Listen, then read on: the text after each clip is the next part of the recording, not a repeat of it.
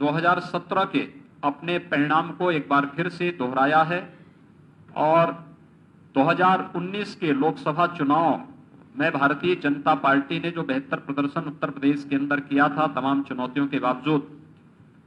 इस उपचुनाव में एक बार फिर से भारतीय जनता पार्टी ने आगामी चुनावों के संकेत भी दिए हैं कि आगामी चुनाव में भारतीय जनता पार्टी इसी प्रकार का बेहतर प्रदर्शन करेगी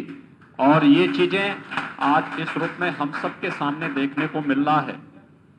आप एक चीज को थोड़ा देख सकते हैं कि भारतीय जनता पार्टी के प्रत्याशी उपचुनाव में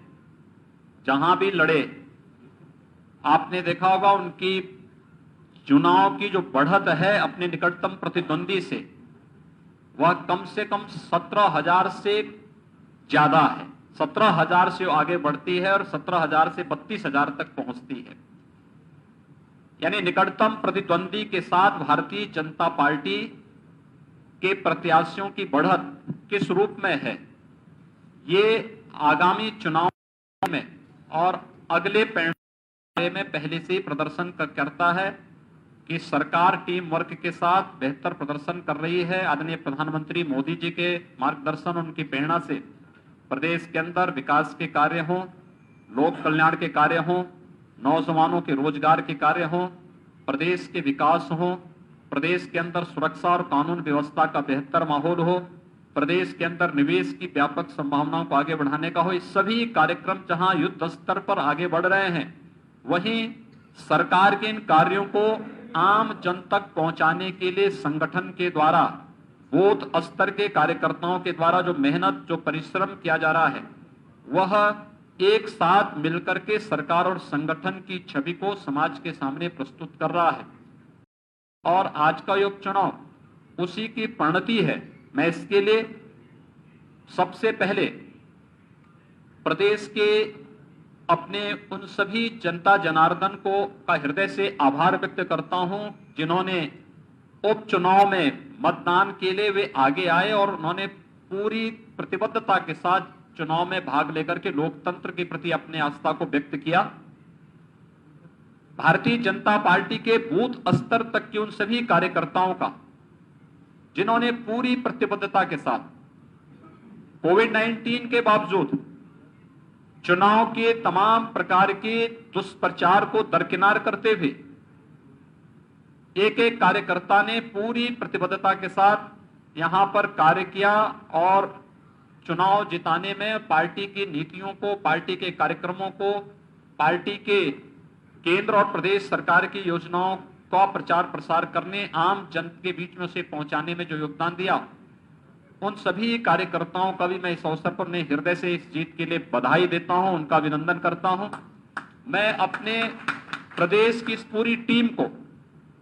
क्योंकि ये पूरी टीम जब भी जिन्हें अपने दोनों डिप्टी सीएम को, प्रदेश अध्यक्ष जी, प्रदेश संगठन महामंत्री जी, मैं जानता था बहुत बार हम लोग इस बारे में तय करते थे कि नहीं, रात्रि को ही हमें वहां पे उस कार्यक्रम में, संगठन की बैठक में जाना है। अपने स्वयं की स्वास्थ्य की परवाह किए बगैर ये लोग वहां पहुंच करके और उस कार्यक्रम को वहां पर संपन्न करते थे। ये अपने आप में पूरे मंत्री परिषद के हमारे मंत्रीगण, संगठन के हमारे जितने पदाधिकारी थे, जितने हमारे जनप्रतिनिधि थे,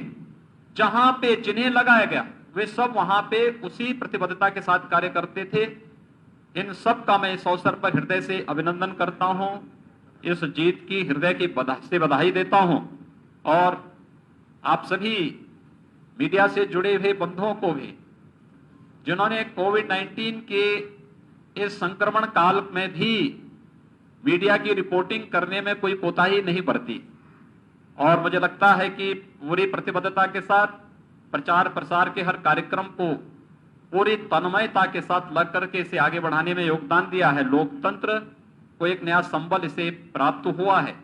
मैं इसके लिए आप सबको भी हृदय से बधाई देता हूं, आप सबका हृदय से अभिनंदन करता हूं और विश्वास व्यक्त करता हूं कि प्रदेश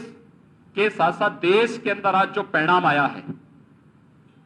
ये मोदी जी के लोक कल्याण का, गरीब कल्याण का, राष्ट्रीय सुरक्षा का और वैश्विक मंच पर भारत को प्रदान की जा रही प्रतिष्ठा के प्रति आम जन के विश्वास के रूप में ये परिणाम आज, चाहे वह